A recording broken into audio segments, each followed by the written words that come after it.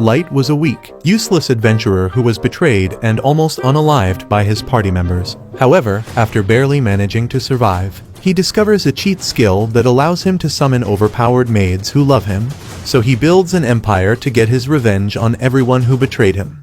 This story starts on the day Light left his family in the village to fulfill his dream of becoming an adventurer powerful enough to give them all comfortable lives. Days later, he finally makes it to the City of Dreams and quickly sets out to find the Adventurers Guild. On the way there, he bumps into a beast man and gets shocked by his hostility. However, Light quickly forgets about it and eventually finds the guild, where a receptionist welcomes him and asks for his skill, so she can give him the proper rank. After saying that he has something called the unlimited gacha, she gets confused, so he activates the skill and basically summons a card that transforms into a broken fork. Naturally, she gets even more confused, but he assures her that his skill is not totally worthless before proceeding to summon rotten food. To avoid more dumpster trash getting stacked on her desk, she decides to register him as an F-rank adventurer and explains that he can only do some manual labor as work until he gets strong enough to handle real quests. He then tries to read some of the job offers on a board, but quickly realizes that the languages are much too complex for his pea-sized brain. Thankfully, the receptionist explains where he can get a day's job, so he heads out and spends the rest of the day doing any hard labor he can get. However, on his way to find an inn that night, he bumps into a bunch of beastmen who then cuss him out for walking so close to them. Light immediately apologizes and tries to leave, but they stop him and demand payment to get their clothes cleaned up. The next moment, the leader grabs all the money he has left, and when he tries to get it back, they kick him back into the mud and tell him not to bother following them. After they leave, Light tries to pull himself together as more beastmen walk past and curse at him. All of a sudden, a lady reaches out to him, and after taking her hand with his muddy fingers, he sees that she is an elf and quickly moves back in fear. Upon seeing this, Sasha tells him not to worry and calmly gets down in the mud to hug him. Like that isn't enough, a beastman named Garu, who came with her, explains that their party aims to end discrimination among all 9 races. After Sasha helps him up, they all introduce themselves and assure him that they are only looking for a human to make their party complete, so they can finally achieve world peace by uniting all the races. Upon hearing this, Light's hope in the world gets restored, and he agrees to join their party. Days later, they take him into the abyss to slay powerful serpents, but his blatant lack of skill almost causes him to get eaten up. Luckily, Drago and Sasha manage to protect him, and as she walks over to check on him, the rest of the gang starts teasing her about her addiction to his cute face. As Sasha quickly states that she just doesn't want their party to lose another member, Light gets upset, but Drago tells him not to worry about getting stronger just yet because they all enjoy the tea he makes.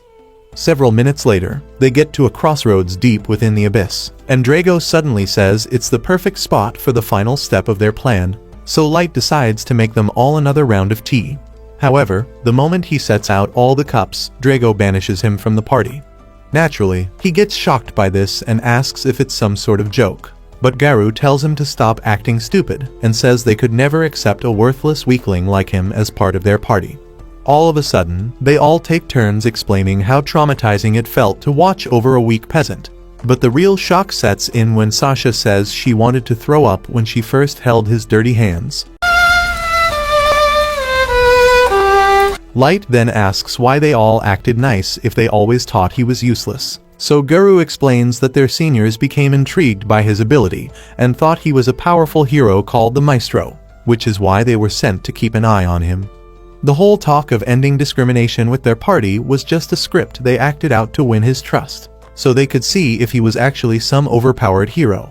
Upon hearing this, Light says he has never been able to use his skill for anything meaningful, and after they all agree that he is the literal meaning of the word useless, Drago tells Garu to finish him off before other adventurers show up. Despite hearing his words loud and clear, Light refuses to believe that they can actually be that heartless until Garu's claws slice into his face. He immediately tries to escape, but Sasha shoots an arrow into his thigh, causing him to crash into the dirt. While they continue talking about how useless he is, Garu proceeds to rearrange his insides with a series of brutal kicks until they remind him that Light's death is meant to look like a sudden monster attack. After complaining for a bit, Goro decides to put an end to his suffering. But in a moment of desperation, Light activates a portal and ends up in a different part of the abyss. Despite knowing that he is still cooked the moment a monster finds him, he takes a moment to cry about the shocking betrayal and swears to unalive every single one of them with his bare hands. The next moment, he senses something powerful behind him and sees a colossal hydra preparing to feast on his bones. After realizing that he somehow teleported to the deepest part of the abyss, he still refuses to accept his fate and starts frantically pressing his gacha, hoping to escape again. Right then, it changes form and reveals a powerful Yu-Gi-Oh card that summons a plot-heavy chick named Mei. Magic. As she kneels in front of him, his PTSD skyrockets, but she calmly heals him and says she couldn't bear to see him in so much pain. After realizing that she actually healed all his injuries, Light jumps back and asks how, but she starts calling him master and pledges to dedicate her life to serving him. She then explains that she is an ultra-rare card summoned by his unlimited gacha and continues pledging eternal loyalty. But he refuses to believe it and says his gacha has always been useless. After offering to use her appraisal skill to read through his stats, Mei begs him to only call her by name since he is her master. Naughty. So he reluctantly accepts just to make sense of what she is saying. She then uses her skill to look through his stats and explains that his latent abilities were hidden under a conceal spell that would only be visible to someone on level 999, like her. She also explains that his gacha's ability to summon cards is actually affected by the level of mana surrounding him. And since mana is at its lowest on the surface, he could have never summoned someone like her without reaching the deepest level of the abyss. As then commends him on being brave enough to reach such depths all alone. He starts bawling his eyes out and explains how Goro almost turned him into a human kebab. After listening to his tragic story, Mei pulls him in for a hug and uses the power of her divine melons to cure his sadness. She then tells him not to worry about anything else and promises to bring all their heads to him on a platter as soon as he gives the order, but he hesitates and says it won't be necessary. This surprises Mei, but she commends his kindness before saying that Sasha and the rest of them deserve the worst death imaginable. Light then explains that he has no intention of showing mercy, but he wants to be the one who takes them all out. To achieve that, he needs to become much stronger because he still can't fight a squirrel at his current level. Upon hearing this, Mei promises to do anything in her power to make him the strongest. And after thanking her for everything, Light activates his gacha again to start maxing out his stats. 3 years later, Light's obsession with strength has led to him becoming an overpowered lord ruling an entire citadel deep in the abyss, filled with maids all obsessed with pleasing him. As they beg to kiss his boot, Mei offers to shut them up for good, but he tells her to let them be since they are only expressing their feelings for him. Several minutes later, they enter the city and, after greeting some of the locals, Light asks Mei about the rest of his most trusted maids. She then starts by telling how a hot car girl named Aoyuki has been working to tame more beasts deep in the dungeon, while an even hotter maid named Ellie continues her magic research to help their country grow. She also tells him about Mizuna, another maid who barely escaped midget status, but after this, they return to the castle and meet Jack, a freak of nature who casually addresses Light like his little brother. Mei immediately gets pissed and threatens to punish him, but Light tells her to relax because he has no problem with Jack's blatant lack of respect. After telling her to get some rest, he and Jack head into a training room to work on Light's martial arts. The next moment, Light lunges towards him and lands a devastating blow to the gut. But Jack only gets pushed back and says his insides would have turned to mush if his abs were not literally made of steel. While they continue trading punches, Mizuna excitedly continues her patrol in the castle, and eventually runs into 4 maids who then start praising her for being so committed to her job. As soon as the glazing starts getting to her head, they ask if she can patrol a very special area, but she gets confused, so they explain that she is the only one who can get in since everyone else got banned by Mei. Moments later, Mei opens the door to Light's room and sees Mizuna, who then asks why she is in his room. She quickly spins a story about always having to make sure his room is spotless so he can rest properly. But as she continues yapping, Mizuna slips in and immediately notices that the sheets just got roughed up. She then asks Mei why it looks like someone obviously bigger than Light was just rolling in it. After Mei claims it's just a new method of dressing his bed, Mizuna foolishly believes her and pulls out a note the other maids gave her. She then reads out their complaints against Mei's decision to keep Light's room all to herself and further explains that they basically want her to get fired and banned from his room so they can all get access to it and sniff his magnum trunks whenever they want. After thanking her for being a clueless snitch, Mei pays her, so Mizuna happily runs off to get a snack in the city. Afterwards, she finds Aoyuki and asks if she is already done with her mission. However, Aoyuki refuses to use the part of her brain responsible for speech and continues making cat noises like a deranged psycho, until she gets tired of Mizuna's questions and writes a response on paper. Minutes later, Mizuna sees that the throne room is empty, so she straddles the throne and imagines riding Light's magic wand until she breaks off a part of the throne and immediately runs away. By then, Light and Jack have just decided to end training for the day, so they head to the men's bath, where Jack explains that he still needs a little more training to be completely invincible. Meanwhile, Mei has already summoned all 4 maids who sent Mizuna, and after she demands an explanation, they all apologize and claim they were just trying to help with all the work she does. Mei immediately tells them to stop the cap and calls them cowards for not saying it to her face before rejecting their demand and punishing them with more cleaning work. Shortly after this, Ellie finds Mizuna window shopping in the city and decides to try having a conversation with the most stupid maid in the entire citadel. After greeting each other, Ellie immediately starts teasing for having the same brain structure as Patrick Star. But Mizuna refuses to take the disrespect and starts bragging about how useful she is to Light.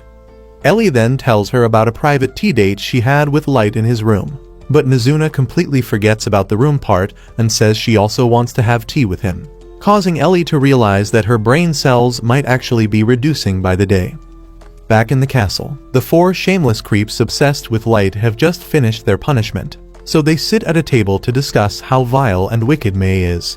After also recalling that she was alone with Light for 3 whole months before he summoned Aoyuki, they start to fantasize about all the unholy things Light probably did with her, and decide to channel all their hate into a desperate prayer for the Grim Reaper to take Mei away for good. Right then, she walks in and asks if they were talking about her, but they immediately huddle together in fear and claim they were only talking about how amazing she was.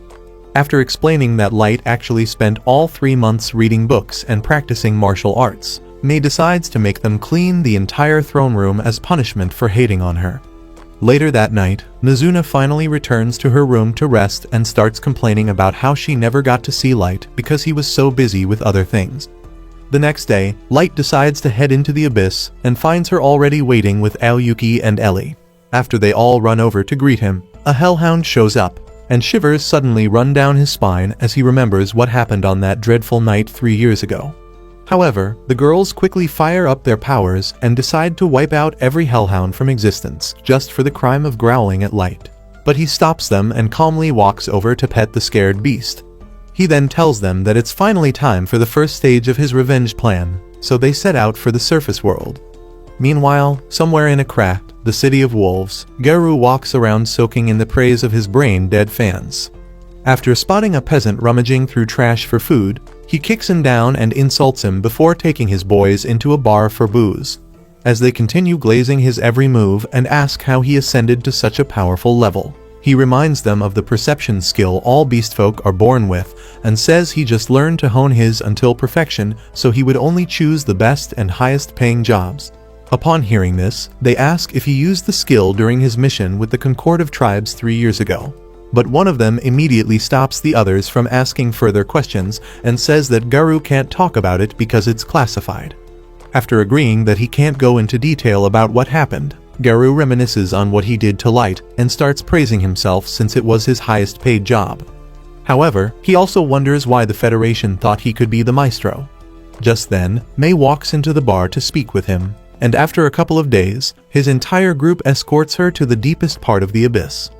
When she first showed up at the bar, they were all surprised to see that a human had enough balls to casually walk in. But then she mentioned being a servant of Light and said she had been searching for him. This causes Garu to get intrigued since he never expected Light to have such a hot maid. He got even more surprised when she said Light was of noble descent. and after taking a moment to think, he decided to entertain a conversation. Mei then asked for help finding Light's remains because she had already heard about the fake story they had made up about his death in the abyss. When Garu reminded her of how dangerous it was, she offered to pay them in gold, and he immediately accepted to help her, claiming that he was only doing it because Light was a dear friend. Back in the abyss, he makes up his mind to take her melons for a spin as soon as they get deep enough, and after a couple more minutes of walking, they finally make it to the spot where Light teleported from. Goru then explains how he was attacked by monsters and got caught in a teleportation trap before they could do anything. Upon hearing this, Mei drops to her knees and acts like she just got her heart broken, so Garu takes the opportunity to give his boys the signal. However, after they block off the exits, Mei starts explaining what really happened back then in detail, so Goru jumps back and demands to know who she is because no random person should have such information. While his boys get surprised by his reaction, he continues asking Mei if she is some sort of spy. So she reminds him that she only serves Light and threatens to paint the floor with their guts if he disrespects her again. At that moment, Garu realizes that she is way out of his league, but then Light shows up and tells Mei to relax. After he pulls back his cloak, Goru freezes in shock, but quickly regains his boastful attitude and calls Light stupid for thinking a low-level human can get revenge on an overpowered beast like him. As Light quietly listens, Garu continues laughing and tells Light that he should have stayed hidden, but then Light asks why he hasn't even bothered to figure out how he survived that night. After saying that it was obviously some sort of luck, Garu continues ranting and says it doesn't matter because both of them can't survive against an entire pack of beast folk. The next moment, two of his boys charge in and suddenly get their heads sliced off by Mei. Light then tells her to block the exits, and after she steps back, Garu tells the rest of his boys to stop panicking because they obviously used some cheap trick to unleash such an attack. Light then asks why he has never considered the possibility of being the weaker one, and he immediately starts bragging about how beast folk outrank humans with their superior mana levels. When Light still insists that they are the weaklings in this situation, he gets pissed and joins forces with his boys for a combined attack, but Light easily blasts them all away. He then walks over to Garu and asks if he has any other attacks he would like to try. Upon hearing this, Garu pulls himself back up and cusses at Light before deciding to use his trump card. After summoning a level 500 Fenrir, he gives Light a chance to beg for his life, but Light tells him that such a weak Fenrir means nothing, so Garu asks if he lost his mind after spending all this time in the abyss. Light then promises to stay in the same spot so he can unleash his strongest attack. The next moment, Light gets hit with a blast strong enough to incinerate an entire village. But after the dust settles, he brushes off his jacket and asks Garu if that is all. While Garu starts sweating buckets and struggles to believe his eyes, Light summons a level 9000 Fenrir god. Using a simple ice skill, the Fenrir god destroys Garu's monster, causing his boys to start pissing themselves while he asks how Light could summon such a powerful monster. Light then says he could have defeated the Fenrir on his own and finally reveals his current level. But Garu refuses to believe it and says he has to be some sort of imposter because the real Light would have grown after 3 years. Light then shows him the bracelet of youth and explains how he started using it to make sure he never forgets the pain he felt that night. After realizing that he has no chance of winning, Garu drops to his knees and begs for mercy.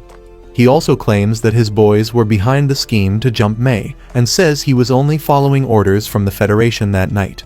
When Light asks why the Federation is looking for a maestro and ordered them to unalive him, Garu says he has no idea because he just did what he was paid to. Just then, his boys claim to have answers, but then Mei proceeds to chop them all up into bite-sized chunks. The next moment, Light asks for Goru's opinion on his plan to wage war against the surface war and warns him to tell the truth because Mei's eye of truth will see through any lies. While losing bladder control, Goru agrees that his current level makes him insanely powerful, but also insists that it might not be enough to take on the entire world because they have spent years arming themselves for such situations. After agreeing with him, Light uses a portal to transport Garu to his throne room, where his entire army has just assembled for the war. He then walks to the throne and orders everyone to reveal their stats before asking Garu if he still feels the same way. Upon seeing all the overpowered monsters and maids, Garu's brain starts deteriorating as he struggles to accept the insanity unfolding in front of him. He eventually musters the courage to ask Light if he is some sort of god, and Light responds that his next course of action depends on how the surface world responds when he demands answers. Shortly after this, Light takes the first wave of his army to the surface and decides to start by reuniting with his family. But when they finally get close enough, he breaks down in tears because his hometown looks like it was destroyed a long time ago. After a month of digging graves for the remains they could find, Light offers his respects and decides to hold on to hope because they never found the remains of his siblings. A powerful warrior named Gold suggests that they get moving to avoid having to camp out in an open field, but another warrior named Namunu gets pissed at him for being so insensitive. When she continues berating him for trying to rush Light through the grieving process, Gold insists that it's the best thing to do since he still needs to move strategically to ensure he wins. Eventually, Light stops them and agrees with Gold that they need to move quickly because having a stronger army doesn't mean they can just start attacking every city in sight without an actual plan. He then takes one more look at his destroyed hometown and almost loses control of his abilities until Gold reminds him that even the slightest outburst from him can draw unwanted attention. A little while later, Mimemu asks Ligd why they are currently soaring through the sky, but he starts by reminding her to call him Dark instead of his actual name, so no one from the Concord of Tribes can recognize him. He then explains his plan to join the Adventurers Guild in the city of Dagon, so they can get even more information about what they are up against. Just then, they spot the city, so he decides to stop flying to avoid getting spotted. However, as soon as they land in the forest, they hear commotion and see a human who has just been surrounded by a group of dwarves. As he pleads with them to spare his son's life, one of them notices the reflection of Gold's armor and immediately starts barking orders at him. Nimemu then yells at him for bringing attention to himself, and after saying that he can't do anything about his drip, they both tie up the dwarves. The man then offers them a ride on his carriage and thanks them before asking if they are a party trying to get high-paying quests in the Dagon dungeons. When Light tells him that they haven't even registered as adventurer, he gets shocked and says they definitely should because a party like theirs will easily succeed. Once at Dagon, Cornell introduces himself and tells them where to find his hotel before heading inside with his son. Light then takes Gold and Nimemu on a long walk through the city to get an idea of what dwarf culture looks like. When they finally arrive at the guild, Nimemu quickly notices how scared humans are of the other races. Light also notices this, but ultimately decides to focus on getting registered. However, when the receptionist says he has to start as an F-ranked adventurer, Nimemu loses it and continues screaming in her face until Light apologizes on her behalf and says he will gladly accept any rank so long as he can get registered. Minutes later, Nimemu drops to her knees to beg Light for forgiveness, but thankfully, he tells her not to worry about it since she is still getting used to being on the surface. After, they find Cornell's hotel and, after gladly welcoming them, he promises to see to any needs they may have, so Light asks to rent out the entire top floor for a month and says absolutely no one is allowed to go up there. He then offers Cornell a fat bag of coins as payment, and when Cornell refuses to take his money, Light tells him to consider it as another request. Later, he fortifies the top floor with protective magic to make sure no one can attack or spy on them. Just as he tries to finally get some rest, Nimemu says he should have just sent them to the surface alone, because he is putting himself at risk by handling everything on his own. Upon hearing this, Light asks if she wants to keep him away from his own mission, and starts boiling over in rage. She immediately drops to her knees and begs him to forgive her for saying something so foolish. But he remains upset until Gold tells her that Light's decision to oversee the revenge plan by himself proves how dedicated and fearless he is. The subtle glaze causes Light to realize that she was only concerned for his safety, so he accepts her apology, but she insists on pledging her allegiance once more as a way of apologizing.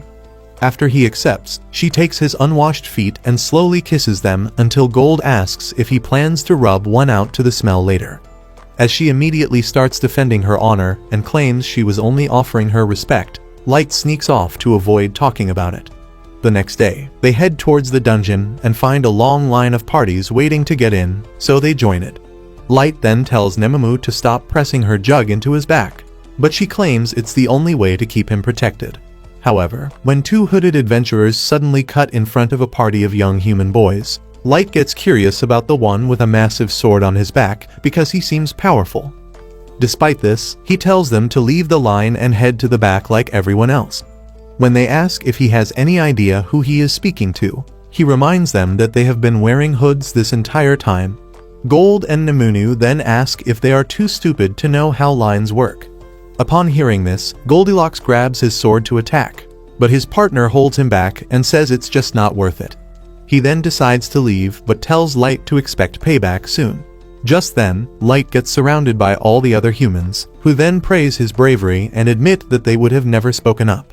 After the young boys also admit that they were scared of starting a fight, one of them gets curious about Gold's armor and asks if it's real. Gold then tries to show off, but Nememu quickly tells them it's just a fancy costume he uses to show his obsession with being a knight. After Gold decides to roll with her lies for once, the boys ask if it's their first time visiting the dungeon because they don't have camping gear like everyone else. They then explain that dungeons in Dagon are very large, which is why everyone brings camping gear, as they mostly end up staying a couple of days inside. Just then, the guards call them to enter, so they wish Light luck before heading inside. Moments later, Light heads in with Gold and Nememu, and after minutes of walking around, they find a completely new world in one of the levels, so Light decides to use concealment and flight magic to explore it. While they fly across the large forests, Kaido pulls out his sword and unleashes his anger on a group of orcs, so Yanok waits for him to chop their heads off before reminding him that they came to attack stronger monsters. Kaido then tells him to can it because he still hasn't gotten over the fact that a pipsqueak like Light dared to insult an elite elf like him who descended from a maestro and has already surpassed the maximum level for elf warriors. Yanok tries to calm him down again, but he continues ranting and says he needs to become even stronger to make sure no one can ever disrespect him again. Yanok then promises to grant his wish, but Kaido becomes a little skeptical and decides to unalive him as soon as he completes their agreement. By then, Light has just finished with a bunch of trolls on the 3rd level, so he decides to head back so they can get cleaned up. While flying back to the surface levels, he spots the boys from earlier and stops to watch them defeat a pack of goblins. The next moment, they join them on the ground, and Light quickly smashes a viper's skull before telling them to be careful when fighting in the dungeon because there are deadly creatures everywhere. After they all thank him, he senses something powerful coming and calmly watches as a pack of demon wolves runs towards them.